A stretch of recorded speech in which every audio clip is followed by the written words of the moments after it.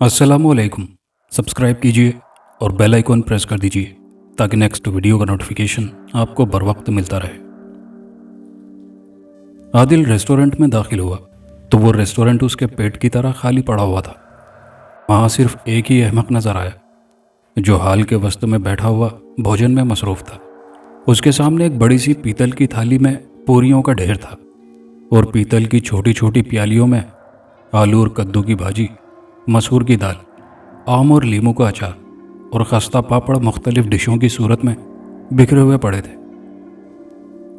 इस हिंदुस्तानी भोजन को देखते ही आदिल का खाली पेट कुछ और खाली हो गया। वो इस शहर में अजनबी था और 2 दिन का भूखा। अजनबी इसलिए था कि पाकिस्तान से मशकूक पासपोर्ट पर आया था। मशकूक पासपोर्ट से मुराद ये है कि वो गैर कानूनी तरीके से सरहद पार करने वाले दलालों को कुछ रुपए देकर वहाँ 6 माह कबल पहुंचा था। उस वक्त वो 10 बरस का था, बच्चा था। उसके चचा ने उसे उसकी माँ से नफरत दिलाई थी क्योंकि उसकी माँ ने दूसरी शादी कर ली थी। पाकिस्तान आने के बाद वो 20 बरस तक अपनी माँ से अलग रहा था। इस दौरान उसे चचा की मोहब्बत और माँ की ममता का फ़र्क मालूम होता रहा। उसने बमुश्किल 6-7 जमात तक तालीम हासिल की थी। उसके बाद उसे काम पर लगा दिया गया था। चचा ने जो उसे बेटा बनाकर लाए थे अपना ड्राइवर बनाकर रख लिया था। ऐसे वक्त में उसे अपनी माँ की याद आई। माँ से मिलने के लिए उसने थोड़े थोड़े पैसे जमा किए और वो पैसे सरहद पार कराने वाले एक दलाल को देकर माँ तक पहुँच गया। जब वो माँ के पास पहुँचा तो वो बिस्तर अलालत पर थी। बेटे को देखते ही जैसे दोबारा जी उठी। 5 माह तक वो अपनी माँ की खिदमत करता रहा, लेकिन माँ बेटों की मुलाकात बहुत मुख्तसर साबित हुई। वो बेटे को तन्हा छोड़कर इस दुनिया से रुखसत हो गई। उसका सौतेला बाप अच्छा खासा दौलतमंद था। उसका एक सौतेला भाई भी था जो उसे बर्दाश्त न कर सका। दोनों ही एक माँ के बेटे थे, लेकिन जायदाद सौतेले भाई के बाप की थी। लिहाजा वो माँ की मौत के बाद 1 माह से ज़्यादा वहाँ न रह सका। जब वो उस घर से निकला तो उसकी जेब में 25 रुपये थे। उसके सौतेले भाई और बाप ने उसे इतनी रकम भी नहीं दी थी कि वो अपने मुल्क जा सके। उसने सोचा था कि मेहनत मजदूरी करेगा और अच्छी खासी रकम जमा करने के बाद पाकिस्तान वापस चला जाएगा।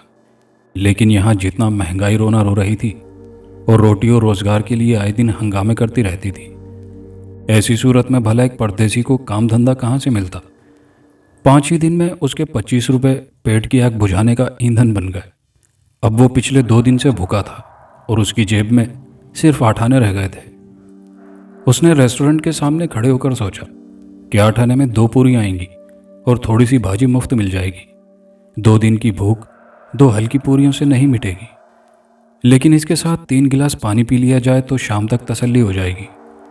फिर ऐसा भी हो सकता है कि रेस्टोरेंट में कोई मेहरबान शख्स मिल जाए और उसकी 2 दिन की भूख से मुतासिर होकर उसे अपने खाने में शरीक कर ले। ये सोचकर वो रेस्टोरेंट में दाखिल हुआ था। दोपहर का वक्त था, शायद इसीलिए रेस्टोरेंट खाली था। सिर्फ वही एक शख्स हाल के वस्त में एक मेज पर पीतल की थाली सजाए अखबार और भोजन करने में मसरूफ था। उसने मलमल की एक धोती और सफ़ेद खद्दर का कुर्ता पहन रखा था जिसके ऊपर उम्दा तराश की वास्किट थी। उसका पेट मटके की तरह निकला हुआ था। वो काफ़ी सेहतमंद था, लेकिन जिस्म पर गोश्त की बजाय चर्बी ज़्यादा थी।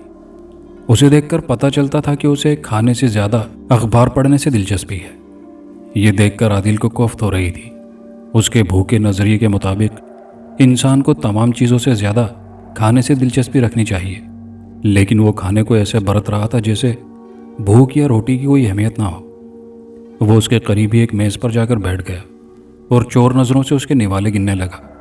तहजीब का तकाजा था कि वो खामोश बैठा मज़ेदार चीज़ों को एक बड़े पेट वाले के पेट में उतरता देखता रहे। उसका जी तो यही चाहता था कि उस धोती वाले को धक्का देकर वो तमाम लजीज खाने एक ही सांस में हड़प कर जाए।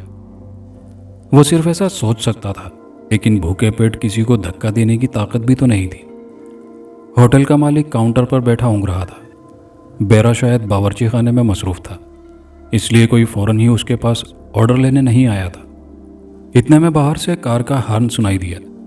हॉर्न की आवाज़ पर बड़े पेट वाले ने चौंक कर रेस्टोरेंट के बाहर देखा। वहाँ एक लंबी सी कीमती कार खड़ी हुई थी। ड्राइविंग सीट पर शायद कोई खूबसूरत सी औरत बैठी हुई थी। उसे भूख के बाइस इस दुनिया की कोई खूबसूरती नज़र नहीं आ रही थी, इसलिए उसने कार वाले की तरफ कोई तवज्जो नहीं दी। जब वो सेठ अपनी जगह से उठकर रेस्टोरेंट के बाहर कार की तरफ चला गया तो मेज़ पर फैला हुआ वो खाना यूं नज़र आया जैसे दयालु सेठ उसके सामने अपनी तिजोरी खोलकर चला गया हो कि लो बेटा, जो पसंद आए उस पर हाथ साफ कर दो। उसके दिल ने कहा कि सेठ को धक्का देने की ज़रूरत नहीं पड़ी। वह खुद ही बाहर चला गया। दूसरी तरफ होटल का मालिक आंखें बंद किए खराटे ले रहा था। अगर इस मौके से फ़ायदा ना उठाया गया तो वो अपनी भूख कभी नहीं मिटा सकेगा। ऐसा तो मुमकिन नहीं था कि खाना खुद ही चलकर उसके पास आए। उसे खुद वहां तक चलकर जाना होगा। और वो वहां तक पहुंच गया। उसने एक नज़र बड़े पेट वाले पर डाली। वो कार की खिड़की पर झुका हुआ कार वाली से मसरूफ़ गुफ्तगू था। वो जल्दी जल्दी पूरियां उठाकर एक एक पूरी को एक निवाला बनाकर हलक में उतारता गया। हर लम्हे इस बात का अंदेशा था कि खाने का असल हकदार अचानक ही उसके सर पर आ पहुंचेगा। इस अंदेशे के पेश नज़र उसने चंद पूरियां और भाजी, कुछ पापड़ उठा लिए और अपनी मेज़ पर वापस आकर बैठ गया। उसकी मेज़ पर भी एक हिंदी अखबार रखा हुआ था। वो हिंदी पढ़ना नहीं जानता था, फिर भी उसने अखबार उठाकर चेहरे के सामने कर लिया ताकि खाते वक्त पर्दा रहे। थोड़ी देर बाद वो बड़े पेट वाला अपनी जगह वापस आकर बैठ गया। उसने एक नज़र आदिल पर डाली। आदिल के सामने अखबार का पर्दा था, इसलिए वो नज़र नहीं आया। वो भी अपना अखबार उठाकर पढ़ने लगा। उसने इस बात पर तवज्जो नहीं दी थी कि उसकी थाली से पूरियां और भाजी कम हो गई थी। चंद मिनट के बाद एक बेरा किचन से निकलकर आदिल की तरफ जाने लगा ताकि नए ग्राहक से कुछ ऑर्डर ले सके, लेकिन उस बड़े पेट वाले ने बेरे को अपनी तरफ बुला लिया। आदिल कभी अखबार के पीछे से उस बड़े पेट वाले को देख लेता। जब बेरा उसके नज़दीक आने लगा तो उसने सोचा कि पूरियां तो मुफ्त मिल चुकी हैं, कि अब सिर्फ एक चाय का ऑर्डर देने से काम चल जाएगा। उसने बेरे के करीब आने से पहले ही कहा, एक कप चाय ले आए, लेकिन बेरे ने हुक्म की तामील की बजाय करीब आकर कहा, आपको वो सेठ साहब बुला रहे हैं। बेरे का इशारा बड़े पेट वाले की तरफ था। ये बुलावा सुनते ही आदिल के चेहरे का रंग उड़ गया। वो समझ गया कि चोरी पकड़ी गई है। अब उसे हवालात में भेजा जाएगा, फिर उसके मुतालिक तहकीकात होगी। जब पुलिस वालों को पता चलेगा कि वो कानून के खिलाफ सरहद पार करके यहाँ आया है तो वो उसे गैर मुल्की जासूस समझकर उससे बुरा सलूक करेंगे और उसे सख्त सज़ा देंगे। कुछ भी हो, वो सेठ साहब के सामने हाजिर होने से इनकार नहीं कर सकता था। वो अपनी जगह से उठकर उसके सामने पहुंचा तो उसने खिलाफ तवक्को बड़ी नरमी से अपने सामने वाली कुर्सी पर बैठने के लिए कहा। फिर बेरे से कहा कि उसके लिए भी यही भोजन लेकर आए। बेरा हुक्म की तामील के लिए चला गया तो सेठ ने पूछा, तुम्हारा नाम क्या है? आदिल। वो अपना नाम बताकर फौरन ही पछताने लगा। उसने सोचा खुद को हिंदू जाहिर करना चाहिए था। शायद इस तरह वो सेठ उससे और ज़्यादा मेहरबानी से पेश आता, लेकिन सेठ के रवैये में कोई तब्दीली ना हुई। उसने बदस्तूर मुस्कुराते हुए कहा, अच्छा तो तुम मुसलमान हो। मेरा ख्याल है कि तुम पैसे के मोहताज हो और तुमने मजबूर होकर चोरी की है, वरना खाने पीने की चोरी तो बहुत हकीर सी चोरी है। तुम्हारे जैसे शरीफ आदमी को तो क्या, चोरों को भी ये चोरी जेब नहीं देती। आदिल ने जवाब दिया, मैं बहुत शर्मिंदा हूँ। बहुत मजबूर होकर मैंने आपकी थाली से खाना चुराया है। मेरी जेब में सिर्फ 8 आने हैं। यह पैसा भी क्या चीज़ है, इंसान को इंतहाई बुलंदी पर ले जाता है और यही पैसा उसे पस्ती में धकेल देता है। इतने में बेरा खाना लेकर आ गया और वो सारी बातें भूलकर खाने पर टूट पड़ा। उसके खाने का अंदाज ऐसा था जैसे सांस लिए बगैर सारी चीज़ों को पेट में उतार लेना चाहता है। धोती वाला उसे गहरी नज़रों से देखता रहा। जब उसका पेट भरने लगा और खाने की रफ्तार सुस्त होने लगी तो सेठ ने उससे कहा, वाकई पैसा बहुत बुरी चीज़ है, लेकिन इस बुरी चीज़ के बगैर आदमी इंसान नहीं बनता। तुम ज़रूरतमंद हो। अगर मैं तुम्हें कोई छोटा सा काम दूं तो क्या उसे करोगे? काम छोटा सा होगा मगर मुआवजा इतना बड़ा होगा कि तुम उसकी तवक्को भी नहीं कर सकते। आदिल ने अपने हाथ पहुँचते हुए कहा, मैं हर काम करने के लिए तैयार हूँ सिवाय कत्ल के। अगर अपनी जान की सलामती के लिए कत्ल भी करना पड़े तो उससे भी दरेग नहीं करूँगा। सेठ ने खुश होकर कहा, मुझे ऐसे ही आदमी की ज़रूरत थी जो भूख मिटाने के लिए चोरी कर सके और जान बचाने के लिए कत्ल कर सके। तुम एक हट्टे कट्टे नौजवान हो और ख़ूबसूरत भी हो। अगर तुम्हारा लिबास बदल दिया जाए, अगर तुम्हारे पास एक कोठी हो और घूमने के लिए एक कार हो, तो रोज़ाना कितनी ही लड़कियां तुम पर आशिक होती रहेंगी। मैं तुम्हें एक पता लिख कर देता हूँ, तुम इस पते पर आज शाम को 6 बजे पहुँच जाना। ये कहकर उसने अपनी बास्केट की जेब से छोटी सी नोटबुक निकाली और कलम खोलकर पता लिखने लगा। आदिल ने पूछा, काम क्या करना होगा? काम की और मुआवजे की बातें शाम को तय हो जाएंगी। फिर उसने नोटबुक से पता लिखा हुआ कागज़ फाड़कर उसकी तरफ बढ़ा दिया। उसके बाद उसने अपनी जेब से बटुआ निकाला। वो बटुआ किसी हामला औरत के पेट की तरह फूला हुआ था। उसने 100 के 5 नोट निकालकर उसे देते हुए कहा, कोई अच्छा सा लिबास खरीदो, अपना हुलिया दुरुस्त करो और शाम को इस पते पर पहुंच जाओ। मेरा नाम जयराज है। 500 रुपये लेकर भाग ना जाना, अगर भागोगे तो अपनी बनती हुई तकदीर बिगाड़ लोगे। ये कहकर जयराज ने खाने का बिल अदा किया और वहां से चला गया। जिंदगी में पहली बार इतने रुपए आदिल की मुट्ठी में आए थे, इसलिए उसका हाथ कांप रहा था और दिल खुशी से धड़क रहा था। वो रेस्टोरेंट से बाहर आकर भी उन नोटों को मुट्ठी में जकड़े रहा और फुटपाथ पर चलते हुए शेख चिल्ली की तरह मुस्तकबिल के सुनहरे मंसूबे बनाता रहा। पहले उसने अपने लिए एक अच्छा सा मगर सस्ता सूट खरीदा, जूते और जुराबें ली और एक हम्माम में आकर गुस्ल करने और शेव करने के बाद आईने में खुद को देखने लगा। अपने आप को नए लिबास और जूतों में देखा तो खुद को अपने पिछले कद से बहुत ऊंचा पाया। चेहरे पर जवानी की सुर्खी पहले भी थी, अचानक ही मिलने वाले नोटों ने वो सुर्खी और बढ़ा दी थी। शाम को वो तहरीर करदा पते के मुताबिक साधना कॉटेज के दरवाजे पर पहुंच गया। वो कॉटेज इतना शानदार था कि उसने आइंदा मिलने वाली दौलत के बलबूते पर ख्याल ही ख्याल में अपने लिए एक शानदार कॉटेज भी बना लिया था। कॉल बेल का बटन दबाने के बाद उसे ज़्यादा इंतज़ार न करना पड़ा। दरवाज़ा जल्दी खुल गया। दरवाज़ा खोलने वाली एक हसीन और नौजवान औरत थी। उसने इस किस्म का लिबास पहन रखा था जिसमें से उसके दूधिया बदन का हर हिस्सा दावत नज़ारा दे रहा था। जिस्म पर दायरे और खतूत बनाता हुआ लिबास गोया फट पड़ने को था। गिरेबान से 2 सेहतमंद कबूतर फड़फड़ाकर बाहर निकल जाना चाहते थे। हुस्न शबाब की मस्ती छलकी पड़ रही थी। आदिल के खून की हरारत कुछ बढ़ गई। अब वो पिछली गुर्बत और फाके नहीं थे, इसलिए दुनिया अपनी तमाम तर खूबसूरतियों और रंगों के साथ जलवा करती। निगाहों के सामने क़यामत खेज़ हुस्न देखकर उसे एहसास हुआ कि वो पैदा होने के बाद पहली बार इस दुनिया के हुस्न को देख रहा है। उसे उस हसीना की आवाज़ पर होश आया। कौन हो तुम? उसने चौंक कर जवाब दिया, मेरा नाम आदिल है और मिस्टर जयराज ने मुझे इस पते पर बुलाया है। उस औरत के लबों पर मीठी सी मुस्कुराहट आई। उसने उसे अंदर आने को कहा। जब वो अंदर आया तो उसे सोफे पर बैठने के लिए कहा। वो खुद को सेठ जयराज का मुलाजिम समझ रहा था, इसलिए सोफे पर बैठने से हिचकिचाने लगा। उस औरत ने बड़ी बेतकल्लुफी से उसका हाथ थाम कर कहा, आदिल यहाँ तकल्लुफ़ ना करो, तुम हमारे बेतकल्लुफ़ दोस्तों में से हो, यहाँ बैठ जाओ। मेरा नाम साधना है। मैं जो कुछ हूँ उसे अपने बेतकल्लुफ़ दोस्तों से नहीं छुपाती। मैं सेठ जयराज की दाश्ता हूँ। आदिल ने चौंक कर उसे देखा।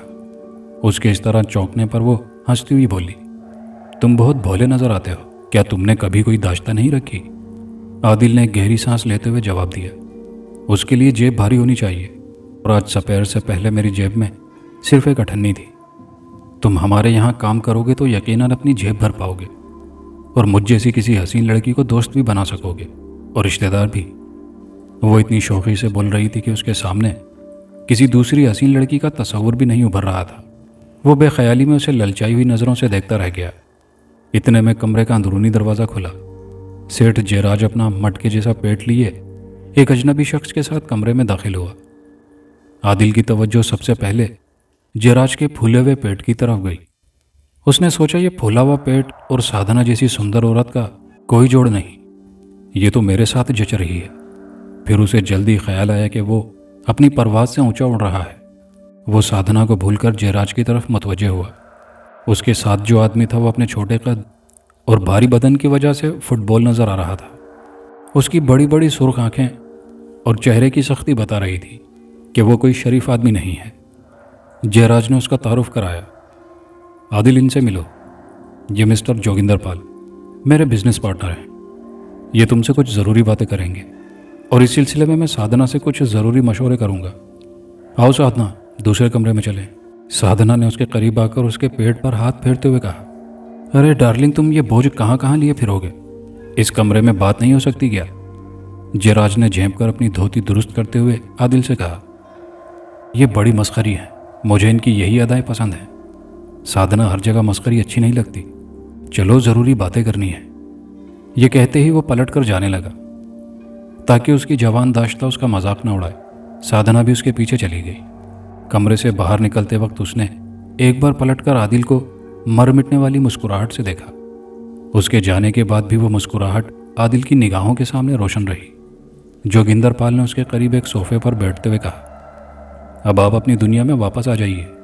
आदिल ने चौंक कर जोगिंदर पाल को देखा तो उसे एहसास हुआ कि वो वाकई इस दुनिया में नहीं था। इस दुनिया से दूर किसी दिलफरेब मुस्कुराहट के पीछे भागा जा रहा था। जोगिंदर पाल ने मुस्कुराते हुए अपनी एक आंख दबाकर कहा, मैडम, साधना एक कयामत है। ये ऐसी औरत है जिसे देखने के बाद छूने को दिल चाहता है और छूने के बाद चखने की तमन्ना मचलती है। मेरा ख्याल है कि अब आपका काम बन जाएगा। आदिल ने पूछा, आप कहना क्या चाहते हैं कि यहाँ मेरी मुलाजमत पक्की हो गई है? जी हाँ, मैंने मैडम साधना की नज़रों को ताड़ लिया है। मैं यकीन से कह सकता हूँ कि वो आप पर मर मिटी हैं। अब वो सेठ जयराज से आपकी सिफारिश करेंगी और सेठ साहब उसके सामने चूं तक नहीं कर सकते। एक ज़र खरीद गुलाम की तरह उसकी हर बात मान लेते हैं। वो समझते हैं कि मैडम उनकी दौलत पर नहीं, उनके बूढ़े हुस्न पर रीझ गई हैं। ये इंसान दुनिया का सबसे अहमक जानवर है। बूढ़ा होकर भी खुशफहमी में मुब्तला रहता है कि एक हसीन और जवान औरत उसके मटके जैसे पेट पर कुर्बान हो गई है। आदिल ने कहा, तुम्हारी बातों से पता चलता है कि तुम सेठ साहब की खुशकिस्मती पर रश्क करते हो। नहीं, आप मुझे समझने की कोशिश करें। मैं रश्क नहीं करता, अक्ल की बात करता हूँ। और अक्ल की बात यह है कि कारोबार के सिलसिले में औरत के मशवरे पर नहीं चलना चाहिए। आदिल ने सोफे पर ज़रा सीधे होकर बैठते हुए कहा, हाँ, मैं ये तो पूछना भूल ही गया था कि कारोबार क्या है और मुझे क्या करना होगा। मिस्टर आदिल, इस मुलाजमत के लिए एक बहुत ही अहम शर्त है और वो शर्त यह है कि आप हमसे कोई सवाल नहीं करेंगे। आपको जो भी काम करने के लिए दिया जाएगा, आप हमसे ये नहीं पूछेंगे कि इस काम की क्या वजह है और वो काम आपसे क्यों कराया जा रहा है। हत्ता कि आप इस काम से इनकार भी नहीं करेंगे और ना ही हमारी इजाज़त के बगैर ये मुलाजमत छोड़कर जा सकेंगे। आदिल ने परेशान होकर कहा, आप मेरी आंखों पर पट्टी बांधकर कोल्हू के बैल की तरह किसी काम में जोतना चाहते हैं, लेकिन मैं बैल नहीं, आदमी हूँ। कोई भी काम करूँगा तो मेरे जहन में तजस्सुस पैदा होगा। हमें इस बात पर एतराज़ नहीं है कि आप किस कदर तजस्सुस में मुब्तला होते हैं। काम के दौरान आप उस काम के मुतालिक अपने तौर पर जो कुछ भी सोचें, उससे हमें कोई गर्ज नहीं है। आप पर सिर्फ इतनी सी पाबंदी है कि आप हमसे कोई सवाल ना करें। आदिल उसी वक्त तजस्सुस में मुब्तला हो गया। वो ये सोचने में हक बजानिब था कि पता नहीं उससे किस किस्म का काम लिया जाएगा। इतनी बात उसकी समझ में आ गई थी कि वो बहुत ही चालाक और मोहतात मुजरिमों के दरमियान आ गया है। अगर कोई सीधा साधा सा काम होता तो उससे काम लेने वाले उससे राजदारी न बरतते। वो सर झुकाए सोचता रहा। इतने में साधना और जयराज वापस आ गए। साधना ने उसे सर झुकाए देखकर पूछा, क्या बात है, क्या किसी परेशानी में मुब्तला हो गए हो? जोगिंदर पाल ने तंज़िया अंदाज में हंसते हुए कहा, मिस्टर आदिल को हमारी शर्त ने उलझा कर रख दिया है। साधना आदिल के करीब आकर सोफे के हत्थे पर बैठ गई, फिर उसके शाने पर हाथ रखते हुए कहा, आदिल, अपनी सपहर से पहले की ज़िंदगी पर गौर करो। वो भूखों मरने वाली ज़िंदगी अच्छी है या तुम्हारे ये मौजूदा हालात बेहतर हैं? इस दुनिया में सीधी उंगली से ना घी निकलता है और ना दौलत मिलती है। अपनी पिछली मासूमियत और शराफत से तौबा कर लो, तभी तुम आदमी बन सकोगे। मैंने सेठ साहब से तुम्हारी सिफारिश की है, लेकिन मेरी सिफारिश भी इस अहम शर्त के बगैर कोई काम नहीं आएगी। मिस्टर जयराज ने कहा, जानी, तुम आदिल को मजबूर ना करो, इसे सोचने का मौका दो। हम जबरन इससे कोई काम नहीं कराना चाहते। साधना ने कहा, जबर की बात नहीं है, ज़रूरत की बात है। आदिल, तुम ज़रूरतमंद हो और हमें भी तुम्हारी ज़रूरत है। क्या तुम मेरी बात को ठुकरा दोगे? ये कहते हुए उसने आदिल के शाने पर अपने मुलायम हाथ का दबाव डाला। खूबसूरत उंगलियों से खूबसूरत सा खामोश इशारा किया कि मान जाओ, यहाँ तुम्हें सिर्फ दौलत नहीं, मैं भी मिलूंगी। आदिल मान गया। सेठ जयराज ने खुश होकर कहा, शाबाश, ये मर्दों वाली बात की है। तुमने रेस्टोरेंट में कहा था कि भूख मिटाने के लिए चोरी कर सकते हो और जान बचाने के लिए कत्ल कर सकते हो, लेकिन हम किसी को कत्ल करने के लिए नहीं कहेंगे और ना ही चोरी करने के लिए कहेंगे। ऐसा कोई काम नहीं कराएंगे जिससे तुम्हारी इज्जत और तुम्हारी जान खतरे में पड़ जाए। बिल्कुल सीधा साधा सा काम है। मिस्टर जोगिंदर पाल, आप आदिल को वो तस्वीर दिखाएं। जोगिंदर पाल ने अपनी ऊपरी जेब से एक पोस्ट कार्ड साइज की तस्वीर निकाली। उस तस्वीर पर एक नज़र डाली, फिर उसे आदिल की तरफ बढ़ा दिया। आदिल उसे हाथों में लेकर देखने लगा। वो एक नौजवान लड़की की तस्वीर थी। उसके चेहरे की मासूमियत और नीम शगुफ्तगी से पता चलता था कि वो बहुत कमसिन है। उसने एक बच्चे को गोद में लिया हुआ था। वो तस्वीर ऐसी थी जैसे किसी ने बड़ी जल्दी में उस लड़की की लाइलमी में स्नैप लिया हो। आदिल की नज़रें तस्वीर पर जमी हुई थी और उसके कानों से जोगिंदर पाल की आवाज़ टकरा रही थी। इस लड़की का नाम पूनम है। फिलहाल तुम्हारा काम सिर्फ इतना है कि तुम इसे तलाश करो। आदिल ने कहा, यह बहुत बड़ा मुल्क है, मैं इसे कहाँ तलाश करूँगा? पूनम इसी शहर में है, तुम्हें इस शहर से बाहर नहीं जाना पड़ेगा। आप कैसे जानते हैं कि ये इसी शहर में है? अगर जानते हैं तो फिर खुद ही क्यों नहीं तलाश कर लेते? क्या इसे तलाश करने के लिए मेरी खिदमत हासिल करना ज़रूरी है? सेठ जयराज ने तंबी के अंदाज में उंगली उठाकर कहा, आदिल तुमसे पहले ही कह दिया गया है कि तुम कोई सवाल नहीं करोगे। साधना ने कहा, हाँ आदिल, तुम ये क्यों पूछते हो? तुम्हें अपने काम से काम रखना चाहिए। क्या तुम समझते हो कि किसी लड़की को तलाश करते वक्त तुम मुसीबत में गिरफ्तार हो जाओगे? मैं किसी मुसीबत से नहीं घबराता, लेकिन मैं एक इंसान हूँ। मेरे जहन में एक तजस्सुस पैदा हुआ था, इसलिए मैंने सवाल किया। अब नहीं करूँगा। सेठ जयराज ने कहा, शाबाश, तो हम ये समझ लें कि तुम हमारा काम कर रहे हो? जी हाँ, किसी को तलाश करना बहुत ज़्यादा मुश्किल काम नहीं है। आप इस लड़की के मुतालिक कुछ और बताएं ताकि मुझे तलाश के सिलसिले में कुछ मदद मिले। जोगिंदर पाल ने कहा, अब से 3 माह पहले मैडम साधना बहरी जहाज़ से अपने मुल्क वापस आ रही थी। वहाँ जहाज़ के अरशे पर मैडम ने उस लड़की को देखा था। ये किसी बहुत बड़ी फैमिली के साथ थी और एक आया के तौर पर उनके बच्चे को गोद में खिला रही थी। मैडम बहुत पहले ही ऐसी ही एक लड़की की तस्वीर मेरे पास देख चुकी थी और ये जानती थी कि मुझे उस लड़की की तलाश है। लिहाजा उन्होंने उस लड़की की लाइलमी में अपने बेबी कैमरे से उसकी तस्वीर उतार ली। मैडम को उस फैमिली से दोस्ती करने का मौका नहीं मिला क्योंकि पूनम ऐसे वक्त में नज़र आई थी जब जहाज़ बम्बई की बंदरगाह से लग रहा था। सब अपना अपना सामान बांधने या दूर बंदरगाह पर खड़े हुए रिश्तेदारों को देखने में मसरूफ़ थे। फिर भी मैडम ने इतना पता चला लिया कि वो फैमिली इसी शहर में आकर क़याम करेगी। उन्हें इस शहर में अपनी क़यामगाह का इल्म नहीं था क्योंकि वो 10 बरस बर्मा में रहने के बाद अपने देश वापस आ रहे थे। वो अपने किसी अजीज़ के सहारे इस शहर में अपनी नई क़यामगाह तक पहुंचने वाले थे। मैडम उनका पीछा ना कर सकी क्योंकि कस्टम चेकिंग के दौरान वो फैमिली पूनम को ले जा चुकी थी। इससे ज़्यादा हम इस लड़की के मुतालिक कुछ नहीं बता सकते। तुम्हारी मालूमात के लिए इतना काफ़ी होगा कि पूनम जहाँ मुलाजमत कर रही है उसका मालिक एक कच्ची ताजिर है। वो यहाँ कच्चियों की आबादी में मिल सकती है, ऐसे इलाकों में मिल सकती है जहाँ बड़े बड़े लखपति और करोड़पति लोग रहते हैं। आदिल ने उनसे कहा, इन मालूमात से पता चलता है कि उसे तलाश कर लेना आसान है, मगर ये सोचकर फिर जहन उलझ जाता है कि इतने आसान काम के लिए मेरा इंतखाब क्यों किया गया है। मेहरबानी फरमाकर सिर्फ इतना बता दीजिए कि मुझ में क्या ख़ास बात है कि मैं ही उसे तलाश कर सकता हूँ। जोगिंदर पाल ने गुर्रा कर कहा, तुम खामखा सवालात किए जा रहे हो। क्या तुम खामोशी से काम नहीं कर सकते? इस खामोशी के तुम्हें 10,000 रुपये मिलेंगे। उसे तलाश करने के लिए तुम्हें एक मर्सिडीज़ कार दी जाएगी और तुम्हारे रहने के लिए 2 बेडरूम और एक ड्राइंग रूम का खूबसूरत सा बंगला दिया जाएगा और तलाश ख़त्म होते ही ये सब कुछ छीन लिया जाएगा।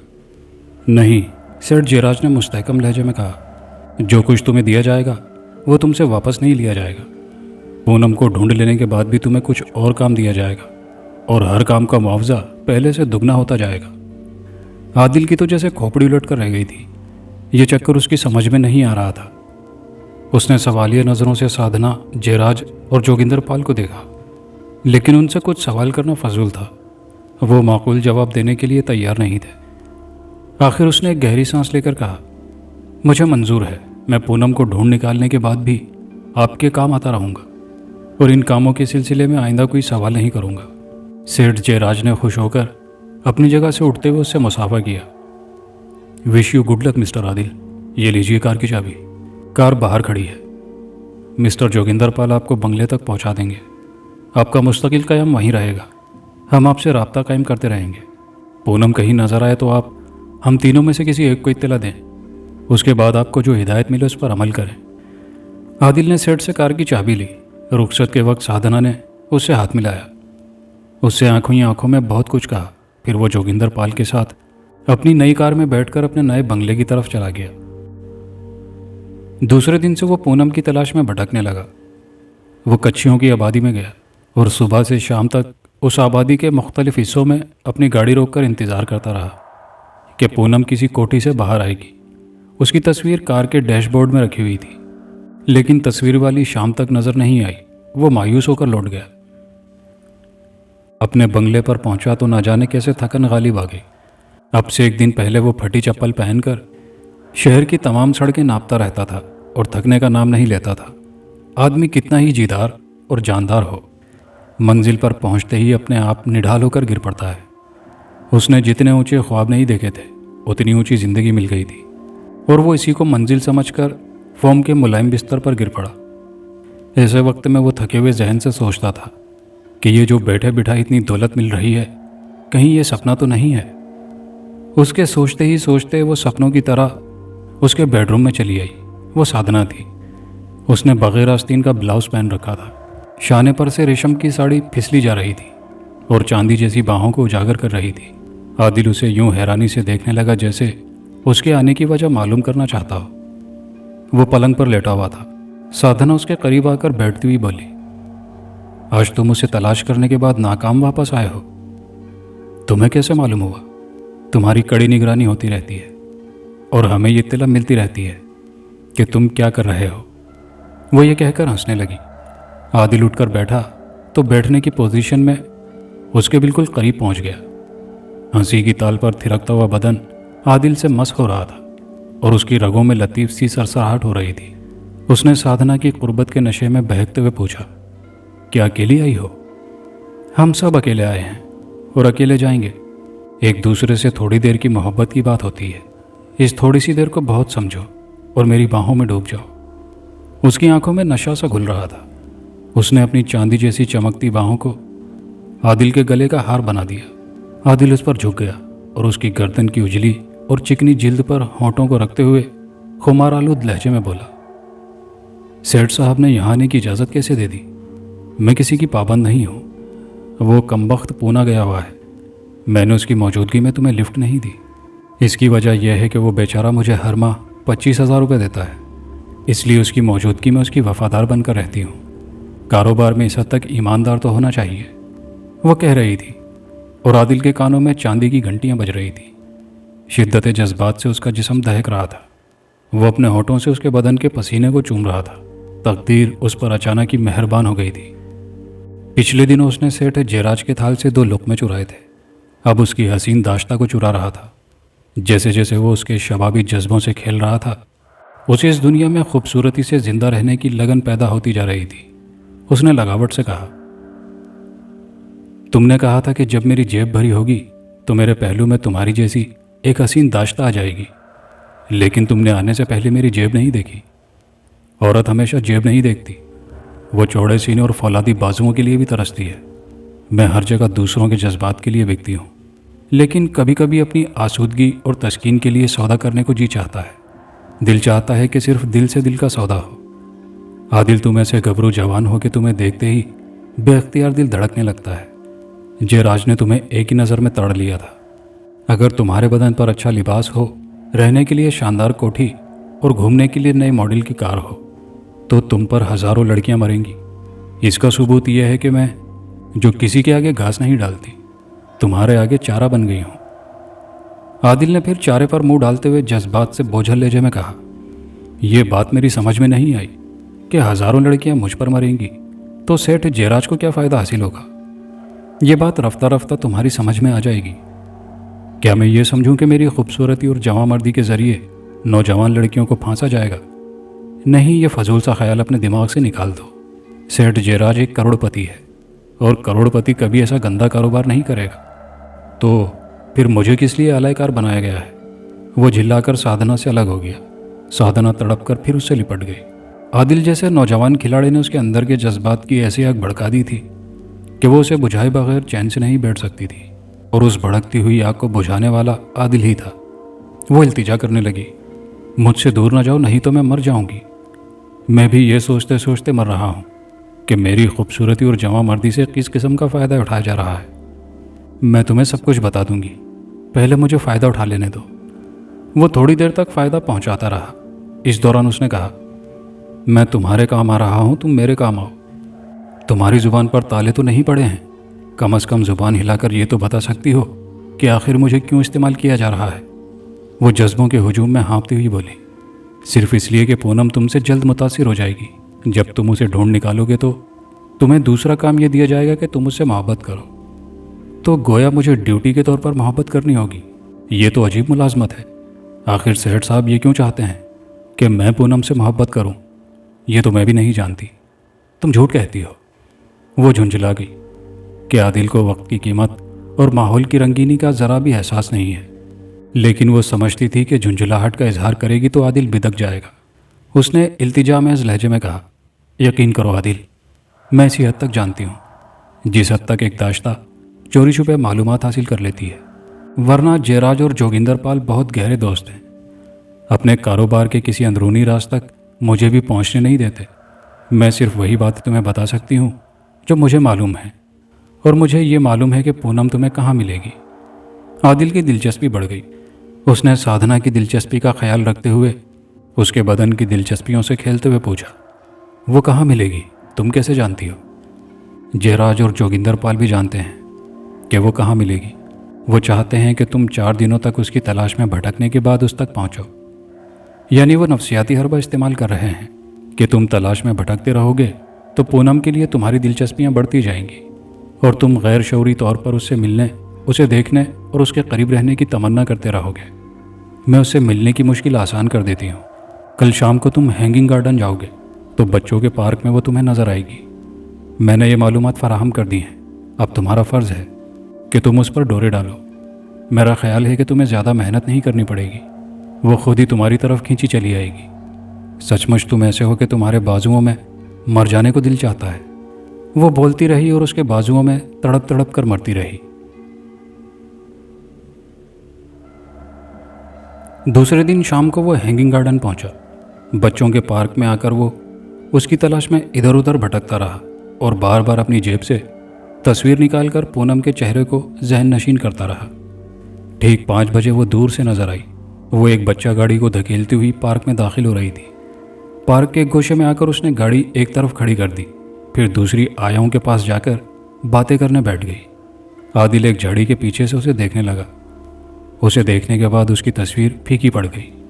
शबाब ने नया नया उसके आंगन में कदम रखा था। वो बहुत ही मामूली सा लिबास पहने हुई थी। आदिल को अपना ज़माना याद आ गया कि कभी वो भी मामूली लिबास में रहा करता था। इसके बावजूद जयराज जैसे जौहरी ने गुदड़ी में छुपे लाल को परख लिया था।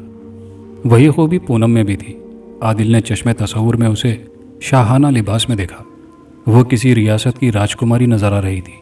वो बहुत देर तक उसे देखता रहा और सोचता रहा कि किस तरह उससे बातचीत का आगाज़ करे।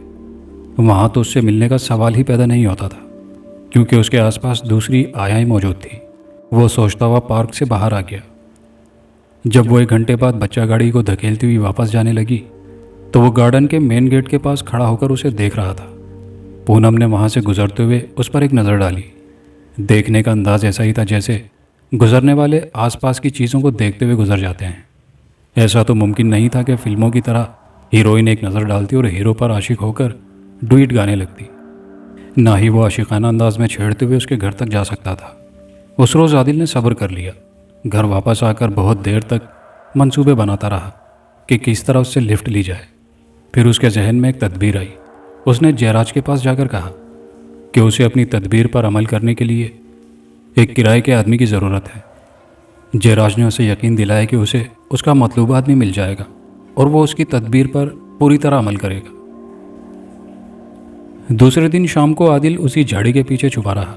पूनम हस्बे मामूल बच्चा गाड़ी को एक तरफ खड़ी करके आयाओं से बातें करने चली गई थी। 15 मिनट बाद एक बड़ी मूंछों वाला गुंडा छुपता छुपाता बच्चा गाड़ी के पास आया और बच्चे को उठाकर भागने लगा। उसी वक्त आदिल झाड़ी को फलांग कर उसे ललकारते हुए रास्ता रोककर खड़ा हो गया। आयाओं के दरमियान खलबली मच गई। पूनम बदहवास होकर बच्चे की तरफ दौड़ी। गुंडा बच्चे को घास पर छोड़कर आदिल से उलझ गया। आदिल ने उसे घूंसों पर रख लिया था और उसे मारते हुए एक तरफ ले जा रहा था। पूनम से दूर होने के बाद गुंडे ने झिल्लाकर कहा, इतने जोर से मारने का मुआहदा नहीं था। आदिल ने कहा, मुआवजा डबल मिलेगा, जा भाग जा यहाँ से। उसकी हिदायत के मुताबिक वो गुंडा वहाँ से भागता चला गया। आदिल ने आस्तीन से पसीना पहुँचते हुए पलट कर देखा। पूनम बच्चे को गोद में उठाए हुए एक तरफ आ रही थी। उसने करीब आकर एहसानमंदी से कहा, आप देवता हैं, इंसान के रूप में इस बच्चे को बचाने के लिए आ गए हैं। अगर आप ना आते तो इस बच्चे के अगवा होने पर इसके माँ बाप ना जाने मेरे साथ क्या सलूक करते। मैं आपकी इस मेहरबानी को कभी नहीं भूलूंगी। वो यही चाहता था कि पूनम उसे कभी ना भूले। उसने कहा, अगर तुम इस बच्चे की हिफाजत करना चाहती हो तो अभी से लेकर वापस चली जाओ। वो बदमाश यहाँ से मार खाकर गया है, लेकिन कहीं तुम्हारी ताक में बैठा होगा। ये सुनकर वो सहम गई और बच्चे को गाड़ी में लिटाती हुई बोली, आप ठीक कहते हैं, ये बच्चा मेरे पास एक अमानत है। मैं इस अमानत को हिफाजत से अभी पहुँचा दूंगी। वो गाड़ी धकेलती हुई पार्क से बाहर जाने लगी। आदिल ने उसके साथ चलते हुए कहा, अगर वो बदमाश कहीं तुम्हें रास्ते में मिल गया तो खामखा तुम्हें परेशान करेगा। तुम्हारा तन्हा जाना मुनासिब नहीं है। चलो मैं तुम्हें घर तक पहुंचा दूंगा। वो फिर एक बार एहसानमंद होकर बोली, आपकी बड़ी मेहरबानी होगी। इस वक्त मेरा दिल बड़ा घबरा रहा है, अकेले जाते हुए डर लग रहा है। आदिल दिल ही दिल में मुस्कुराता हुआ उसके साथ चलने लगा। पूनम ने उसके लिबास पर एक नज़र डालते हुए कहा, आप बहुत पैसे वाले मालूम होते हैं। मुझे शर्मिंदगी है कि आप दूर तक मेरे साथ पैदल जाएंगे। तुमने मेरे लिबास से मेरे रईस होने का अंदाज़ा लगाया। अगर तुम्हारे पास भी अच्छा लिबास हो तो तुम भी बहुत दौलतमंद नजर आओगी। वो सरदाह भरकर बोली, मैं बहुत ऊंचे ख्वाब नहीं देखती। मुझे ऐसा लगता है जैसे मैं महज आया बनने के लिए पैदा हुई। मगर अब तो आया की मुलाजमत भी छोड़ दूंगी। बला से भूखी मर जाऊं, लेकिन यह इल्ज़ाम अपने सर नहीं ले सकती कि बच्चा मेरी गफलत से अगवा हो गया है। मैं तन्हा कहाँ तक इसकी हिफाजत करूँगी। आदिल ने कहा, अगर तुम ये मुलाजमत छोड़ दो तो मैं तुम्हें बहुत अच्छी जगह नौकरी दिलवाऊंगा, जहाँ काम कम होगा और मुआवजा तुम्हारी तवक्को से ज़्यादा मिलेगा। अपने माँ बाप से मशवरा कर लो। कल शाम को मैं इस कोठी के सामने तुम्हारा इंतज़ार करूँगा जहाँ तुम काम करती हो। वो उदास होकर बोली, मेरे माँ बाप नहीं हैं। मैं ये भी नहीं जानती कि मेरे माँ बाप कौन थे।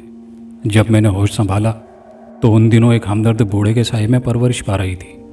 वो बेचारा हमेशा बीमार रहा करता था। अपना और उसका पेट पालने के लिए मैं ये मुलाजमत करने लगी। वो बूढ़ा अक्सर कहा करता था कि तुम किसी की खिदमत करने के लिए पैदा नहीं हुई हो, तुम एक राजकुमारी हो।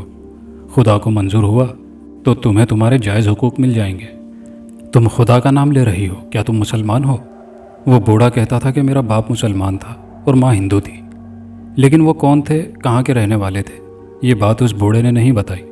वो कहता था कि बात जुबान से निकलेगी तो दुनिया तक पहुँच जाएगी, फिर तुम्हारी अकेली जान के कितने दुश्मन पैदा हो जाएंगे। मैं 8 बरस की उम्र में उसकी ये बातें सुनती थी। उस वक्त मुझ में शायद इतनी अकल नहीं थी कि मैं अपने माजी के मुतालिक उससे कुरेद कुरेद कर मालूमात हासिल करती। फिर वो बूढ़ा मर गया। मैं अपने मालिक और मालकिन के साथ बर्मा चली गई। मैं 8 बरस की उम्र से उनके यहाँ काम करती हूँ। अब 15 बरस की हो गई हूँ। कभी कभी मुझे उस हिंदू बूढ़े की बातें याद आती हैं जो मुझे एक मुसलमान की बेटी कहा करता था, और कभी कभी बड़े प्यार से राजकुमारी कहकर पुकारा करता था। ओह, मैं कितनी बातूनी हूँ, इतनी देर से बोले चली जा रही हूँ। आप ना जाने मेरे बारे में क्या सोच रहे होंगे। मैं तुम्हारे बारे में यही सोच रहा हूँ कि तुम वाकई राजकुमारी हो। तुमने मुझे अपना समझकर इतनी सारी बातें कह दी, तो मैं भी ये कह दूँ कि मैं बहुत दिनों से तुम्हें छुप छुप कर देखता रहा हूँ, इसलिए कि तुम बहुत हसीन हो और मेरे दिल में जगह बनाकर बैठ गई हो। उसने फ़ौरन ही सर झुका लिया। उसके दिल की धड़कनें अचानक ही तेज़ हो गई थी और रुखसारों पर आग सी दहकने लगी थी। उसने मौजू बदलने के लिए एक कोठी की तरफ इशारा करते हुए कहा, मैं वहाँ रहती हूँ। आदिल ने कहा, तुम बात बदल रही हो। तुम वहाँ नहीं रहती, मेरे दिल में रहती हो। मैं तुम्हारा हाथ थामने की जुर्रत कर रहा हूँ। तुम चाहो तो नफ़रत से छुड़ा लो, फिर मैं तुम्हारे रास्ते में कभी नहीं आऊँगा। ये कहकर उसने पूनम के नाजुक से हाथ को थाम लिया। उसका मुलायम सा हाथ एक नन्ही सी चिड़िया की तरह कांप रहा था। उसने हाथ तो नहीं छुड़ाया, लेकिन मुंह फेर कर खामोश खड़ी रही। आदिल ने कहा, मैं तुम्हारी तरह इस दुनिया में बिल्कुल अकेला हूँ और अपनी अकेली दुनिया को तुमसे आबाद करना चाहता हूँ। क्या तुम मुझ पर भरोसा करोगी तो मैं अपने आप को खुशनसीब समझूंगा। मैं चाहता हूँ कि आज रात तुम अपने और मेरे मुतालिक सोचो। अगर तुम मुझ पर भरोसा कर सको तो कल सुबह इसी पार्क के दरवाजे पर चली आना। सुबह 10 बजे मैं तुम्हारा वहाँ इंतज़ार करूँगा।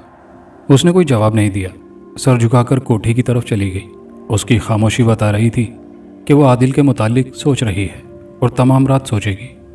आदिल वहाँ से पलटकर आहिस्ता आहिस्ता चलता हुआ गार्डन की तरफ जाने लगा। वहाँ वो अपनी कार छोड़ आया था। कार तक पहुँचते पहुँचते उसने पूनम के मुतालिक बहुत कुछ सोचा। वो लड़की साधना की तरह हसीन थी, लेकिन उसकी तरह मक्कार और बेहया नहीं थी। इतनी मासूम थी कि धोखा देने को जी नहीं चाहता था। आदिल यही सोच रहा था कि क्या उसे मोहब्बत का फरेब दे सकता है। उस लड़की ने अभी इस दुनिया का एक कोना भी नहीं देखा था, लोगों की चालबाजियों से ज़रा भी वाकिफ़ नहीं थी। जब से पैदा हुई थी इस दुनिया के हर रिश्ते की मोहब्बत से महरूम रही थी। पहली बार अगर वो आदिल पर एतमाद करके उसकी मोहब्बत को अपने नाजुक सीने में छुपा लेती तो क्या वो ऐसे में उसे धोखा दे सकता था। वो जितना उसके मुतालिक सोच रहा था उतना ही उसकी तन्हाई और मासूमियत से मुतासिर होता जा रहा था। वो कार में बैठकर अपने बंगले की तरफ जाते हुए सोचने लगा कि अगर पूनम को धोखा नहीं देगा तो जिंदा कैसे रहेगा। उसे तो मोहब्बत के नाम पर धोखा देने का मुआवजा दिया जा रहा था। अगर उसने इस काम से इनकार किया तो उससे ज़िंदगी की ये तमाम आसाइशें छीन ली जाएंगी। फिर वो पहले की तरह फुटपाथ पर आ जाएगा। अगर पूनम ने गुर्बत में उसका साथ दिया तो वो उसे भी भूखा मारेगा। आखिर उसने फैसला किया कि वो ड्यूटी के तौर पर पूनम से झूठी मोहब्बत करेगा, लेकिन दिल ही दिल में वो पूरी सच्चाई से उसे अपना लेगा। ये फैसला करते ही उसने कार का रुख जयराज की कोठी की तरफ मोड़ दिया। अब वो देखना चाहता था कि आइंदा पूनम के सिलसिले में उसे किस किस्म के अहकामात मिलते हैं। जब उसने जयराज के पास पहुंचकर पूनम से मुलाकात की रुदात सुनाई तो वो बहुत खुश हुआ। उसने जोगिंदर पाल को भी वहाँ बुलवा लिया। जोगिंदर पाल ने वहाँ आकर उसे दूसरा काम ये दिया कि वो पूनम से मोहब्बत करे। ये बात साधना उसे पहले ही बता चुकी थी। आदिल ने कहा, मैं उससे क्या मोहब्बत करूँगा, वो खुद ही मुझे चाहने लगी है। कल सुबह 10 बजे वो फिर मुझसे मुलाकात करेगी। जयराज ने उसके बाजुओं को थपथपाते हुए कहा, शाबाश, तुम हमारी तवक्को से ज़्यादा काम के आदमी साबित हो रहे हो। जब वो लड़की तुम्हारी मोहब्बत का दम भरने लगेगी तो तुम उसे कहना कि तुम उसे एक अच्छी मुलाजमत दिला सकते हो। वो तुम्हारी तरह एक शानदार ज़िंदगी गुजार सकती है। अगर वो मुलाजमत के लिए राज़ी हो जाए तो तुम उसे जोगिंदर पाल के पते पर भेज देना। उस लावारिस लड़की की ज़िंदगी संवर जाएगी। आदिल ने कहा, मेरे सवाल करने का हक आप लोगों ने छीन लिया है, लिहाजा मैं कोई सवाल नहीं करूँगा, लेकिन इतनी दरख्वास्त करूँगा कि उस मासूम के साथ कोई धोखा ना किया जाए। वो इतनी मासूम है कि आज तक किसी को नुकसान नहीं पहुँचाया है, फिर उसे नुकसान पहुँचाना कहाँ की इंसानियत होगी। जोगिंदर पाल ने कहा, तुम कैसी बातें कर रहे हो आदिल, तुमने ये कैसे सोच लिया कि हम एक बेज़रा लड़की को नुकसान पहुँचा सकते हैं। तुम हम पर भरोसा करो और ज़रा सब्र से काम लो। हम बहुत जल्द ये साबित कर देंगे कि हमने उस लावारिस लड़की को फर्श से उठाकर अर्श पर पहुँचा दिया है। आदिल ने उनसे मज़ीद बहस नहीं की, वहाँ से वापस चला आया। दूसरी सुबह 10 बजे पार्क के दरवाजे पर जब उसने पूनम को देखा तो उसे ये सोचकर शर्म आई कि एक मासूम और नादान लड़की किस तरह उस पर एतमाद करके वहाँ चली आई है। उसने दिल ही दिल में सच्चाई से प्यार करने का फ़ैसला किया था। अब वो फ़ैसला और मुस्तहकम हो गया। उसने सोच लिया कि वो जयराज और जोगिंदर पाल के अहकामात की तामील करेगा, इसके साथ ही पूनम की हिफाजत भी करेगा। उसने पूनम का हाथ थाम कर कहा, तुम मुझ पर एतमाद करके यहाँ तक चली आई हो। मैं खुदा की कसम खाकर कहता हूँ कि तुम्हारे एतमाद को कभी ठेस नहीं पहुँचाऊँगा। खुदा की कसम इसलिए खा रहा हूँ कि तुम्हारे बाप की तरह मैं भी मुसलमान हूँ। वो चौंक कर उसे देखने लगी। अब उसके देखने के अंदाज में पहले से ज़्यादा एतमाद और पहले से ज़्यादा लगन थी। इसी एतमाद के साथ वो अपना हाथ उसके हाथ में दिए कार में आकर बैठ गई। आदिल उसे लिए बहुत देर तक कार में घूमता रहा। उससे मोहब्बत और एतमाद की बातें करते हुए उसके दिल में जगह बनाता रहा। उसने पूनम के लिए ढेर सारी ख़रीदारी की, फिर उसे अपने बंगले में ले आया। वहाँ अपने कमरे में बैठकर उसने पूनम को बताया कि वो कोई ख़ानदानी रईस नहीं है, एक करोड़पति सेठ का मुलाजिम है। वो चाहते हैं कि जो लड़की उसके साथ ज़िंदगी गुजारे वो भी उनकी मुलाजमत करे। वो नहीं जानता था कि सेठ किस किस्म का काम लेना चाहता है, मगर यह चाहता है कि पूनम बेखौफ व ख़तर उनकी मुलाजमत करे। पूनम ने कहा, मैं बेखौफ व ख़तर अपनी बरसों की मुलाजमत छोड़कर आपके पास चली आई हूँ। अब जिस रास्ते पर चलने के लिए कहेंगे मैं उससे इनकार तो नहीं करूँगी, अलबत्ता आपके बगैर उस रास्ते पर नहीं चलूँगी। मैं तुम्हारा साथ नहीं छोड़ूंगा पूनम, लेकिन मुलाजमत के लिए तुम्हें पहली बार तन्हा जाना होगा। जोगिंदर पाल मुलाजमत के सिलसिले में तुमसे ज़रूरी बातें करेगा।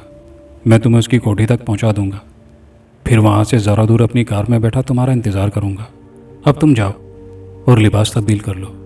वो लिबास का पैकेट उठाकर बाथरूम में चली गई। आदिल एक सिगरेट सुलगाकर बिस्तर पर लेट गया। जब उसने 2-3 सिगरेट फूंक लिए तो वो बाथरूम से बाहर आई। वो नए रेशमी लिबास में पहचानी नहीं जा रही थी, सचमुच किसी रियासत की राजकुमारी नजर आ रही थी। वो अपनी जगह से उठकर उसके पास आया और उसके चेहरे को दोनों हाथों में थाम कर बोला, तुम कितनी हसीन हो, ये तुम्हें आईना बताएगा। मेरा तो जी चाहता है तुम्हें अपने सीने में छुपा लूं। ये कहकर उसने बड़ी आहिस्तगी से और बड़ी नरमी से उसे अपने करीब लाकर सीने से लगा लिया। वो एक नाजुक कली की तरह थी। उसे छूते वक्त इस बात से डर लगता था कि कहीं खिलने से पहले ही उसकी पंखड़ियां न बिखर जाएं। उसने बड़ी एहतियात से उसे अपनी आगोश में छुपा लिया था। बड़ी देर तक उसके नाजुक से दिल की नाजुक सी धड़कनें सुनने के बाद वो उसे लेकर बंगले से बाहर आया और कार में बैठकर जोगिंदर पाल की कोठी की तरफ रवाना हो गया। वो कार ड्राइव कर रहा था। पूनम उसके शाने पर सर टेके बैठी हुई थी और हौले हौले प्यार भरी बातों से उसे अपनी मोहब्बत का यकीन दिला रही थी। उसके बदन से पसीने की हल्की हल्की जज्बात अंगेज महक उभर रही थी। आदिल को ऐसा रोमानी माहौल पहली बार नसीब हुआ था। यूं तो वो साधना के साथ भी वक्त गुजार चुका था, लेकिन कली और फूल में बड़ा फर्क था। साधना के पास खुद गर्जी थी और वो बेगर्ज लड़की आदिल पर अंधा एतमाद करके उसके पास चली आई थी। लिहाजा पूनम के लिए उसके दिल में मोहब्बत भी थी और इज्जत भी। जोगिंदर पाल की कोठी के सामने उसने कार रोक दी। फिर उसने विंड स्क्रीन के पार दूर एक तरफ इशारा करते हुए पूनम को बताया कि वो उस पेड़ के नीचे अपनी कार में बैठा उसकी वापसी का इंतज़ार करता रहेगा। पूनम कार से उतरकर कोठी की तरफ जाने लगी। आदिल ने कार स्टार्ट की, फिर उसी दरख्त के साए में आकर उसकी वापसी का इंतज़ार करने लगा। उसने दिल बहलाने के लिए कार का रेडियो ऑन कर दिया था और सिगरेट सुलगाकर कश पे कश लगाता हुआ पूनम को चश्मे तस्वुर में देखता जा रहा था। वो बार बार अपनी रिस्ट वॉच को देख रहा था। 15 मिनट, आधा घंटा, फिर 1 घंटा और उसके बाद 2 घंटे गुजर गए, मगर वो वापस नहीं आई। तब आदिल को एहसास हुआ कि उसने जोगिंदर पाल और जयराज पर भरोसा करके बड़ी हिमाकत की है। मज़ीद हिमाकत यह कि उसने पूनम को वहाँ तन्हा भेज दिया। वो कार को वापस मोड़कर जोगिंदर पाल की कोठी की अहाते में दाखिल हुआ। कोठी के तमाम कमरे अंधेरे में डूबे हुए थे। वो फौरन कार से उतरकर दरवाजे पर आया। पहले तो उसने कॉल बेल का बटन दबाया, फिर दरवाजे को ज़ोर ज़ोर से पीटने लगा, मगर वहाँ कोई होता तो जवाब मिलता। दरवाज़ा अंदर से बंद था। वो घूमकर कोठी के पिछले हिस्से की तरफ गया। पिछले दरवाजे पर बड़ा सा ताला देखकर उसे अल्लाह याद आ गया। ऐसे वक्त में खुदा ही याद आता है। वो खुदा से ही पूनम की सलामती की दुआ मांग सकता था। उस वक्त उसकी अजीब हालत थी। वो बैक वक्त पूनम की सलामती की भी दुआ मांग रहा था और दुश्मनों को गालियां भी दे रहा था। वो दौड़ता हुआ अपनी कार में आकर बैठ गया। फिर उसे तेज़ी से ड्राइव करता हुआ साधना के कॉटेज की तरफ जाने लगा। साधना अपने कॉटेज में ही थी। उसे देखते ही चांदी की तरह भिज गई। इस साधना को देखकर पहले आदिल को दुनिया की खूबसूरती का एहसास हुआ था, लेकिन आज वो और उसकी दुनिया निहायत ही मकरूर और बदसूरत नजर आ रही थी। उसने गुस्से से पूछा, पूनम कहाँ है? मुझे क्या मालूम वो कहाँ है? तुम बहुत गुस्से में नजर आ रहे हो। आखिर बात क्या है? तुम सब फरेबी और मक्कार हो। मैंने पूनम को जोगिंदर पाल के पास भेजा था और कोठी से ज़रा दूर उसकी वापसी का इंतज़ार कर रहा था। 2 घंटे बाद जब मैं उस कोठी में गया तो वहाँ अंधेरा छाया हुआ था। दरवाजे पर ताला पड़ा हुआ था। वहाँ मेरी चीखों पुकार का जवाब देने वाला कोई ना था। तुम उनके बहुत से मंसूबों से वाकिफ़ रहती हो। मुझे बताओ कि वो पूनम को कहाँ लेकर गया है। आदिल, मैं तुम्हें पहले ही बता चुकी हूँ कि वो मुझसे अपने बहुत से राज छुपाते हैं। वैसे मैं ये नहीं समझती कि वो पूनम को कोई नुकसान पहुँचाएंगे। अगर जोगिंदर पाल उसे कहीं लेकर गया है तो तुम्हें ज़रा सब्र से उसकी वापसी का इंतज़ार करना चाहिए। मुझसे सब्र नहीं होता। वो बहुत मासूम लड़की है। वो वापस ना आई तो मुझे नींद नहीं आएगी। मैं सेठ साहब से मिलना चाहता हूँ। वो कहाँ हैं? जयराज सुबह से यहाँ नहीं है। शायद वो फिर पूना चला गया है। आदिल, तुम ख्वामख़ा परेशान हो रहे हो। अगर जयराज और जोगिंदर पाल कहीं गायब हो जाएं तो तुम उन्हें तलाश नहीं कर सकोगे और ना ही उनके खिलाफ कुछ कर सकोगे। उन्होंने तुम्हारे लिए एक मार खाने वाले गुंडे को किराए पर हासिल किया था। वो मारने और कत्ल करने वाले गुंडों को भी किराए पर हासिल करके तुम्हें नुकसान पहुंचा सकते हैं। मेरी बात मानो, गुस्से में कोई ऐसा कदम ना उठाओ, वरना बाद में पछताओगे। देखो, रात है, तन्हाई है और मैं हूँ। आओ मेरी बाहों में आकर पूनम को भूल जाओ। वो दोनों बाहें फैलाकर उसके गले का हार बनने के लिए आगे बढ़ी। आदिल ने गुस्से से उसके हाथों को झटक दिया, फिर पांव पटाखता हुआ वहां से चला गया। ये कहानी अभी जारी है। कहानी का बकिया और आखिरी हिस्सा अगली वीडियो में मुलाहिजा कीजिएगा। और कहानी के आखिर में आपकी गुजारिशात पर आपके नाम। डॉक्टर तारिक शाह साहब हैं, कहाँ मुकीम हैं ये नहीं बताया। उज़ैर साहब हैं, शहर का नाम नहीं लिखा। गुलाम हुसैन साहब हैं, रावलपिंडी पाकिस्तान से। सुल्तान खान साहब हैं, ताजबत शरीफ, नागपुर, महाराष्ट्र, इंडिया से। अयाज खान गोला साहब हैं, कोयटा, बलूचिस्तान से। फयाज खान साहब हैं, तहसील फ़तेहपुर से। फैसल साहब हैं, फैसलाबाद, पाकिस्तान से। और बाबर हुसैन साहब हैं, UAE से। आप सबके प्यार भरे कमेंट्स का बेहद शुक्रिया। कहानी कैसी लगी कमेंट बॉक्स में अपनी राय का इजहार ज़रूर कीजिएगा। वीडियो को लाइक और शेयर करना मत भूलिएगा। और चैनल पर नए आने वाले दोस्तों से गुजारिश है कि चैनल को लाजमी सब्सक्राइब कर लीजिए। शुक्रिया।